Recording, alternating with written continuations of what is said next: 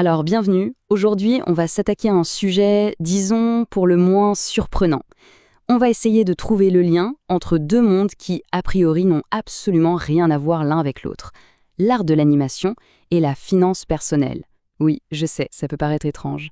Comment est-ce qu'un dessin animé pourrait bien avoir un point commun avec un plan d'investissement? Eh bien, c'est justement ce qu'on va découvrir, car les sources qu'on analyse aujourd'hui cachent un principe commun assez fascinant qui les relie. Voilà, on a nos deux sujets. D'un côté, on a l'art de l'animation islamique en 20 images. Rien que le titre, ça sent la créativité, l'histoire qu'on raconte, l'émotion. Et de l'autre, les chemins halal vers la richesse liquide. Là, on est carrément dans un autre univers. La stratégie, les chiffres, le pragmatisme pur et dur. L'art contre l'argent. Le défi, ça va être de voir s'ils peuvent vraiment se rencontrer. Alors la question est toute simple, mais la réponse l'est beaucoup moins. Quel peut bien être le lien ? Qu'est-ce qui connecte une histoire racontée en images à un guide pour acquérir de la richesse? C'est le vrai mystère du jour. Ok, pour démêler tout ça, voilà le plan. On va d'abord poser le mystère, puis on va plonger dans chaque concept. D'abord l'animation, ensuite la richesse. Après ça, on révélera le fameux fil conducteur. Et enfin, on verra ce que tout ça nous dit sur notre monde moderne.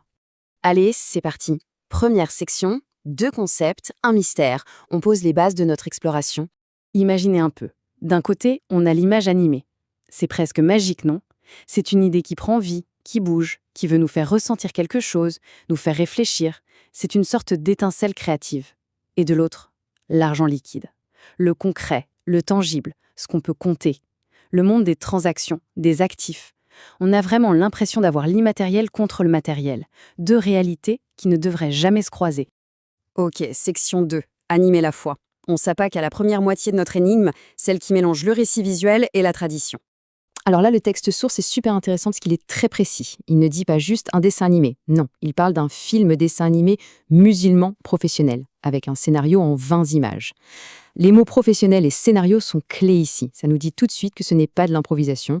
C'est une démarche réfléchie, structurée, avec une méthode et un but bien précis. Et ce scénario en 20 images, c'est quoi au juste ?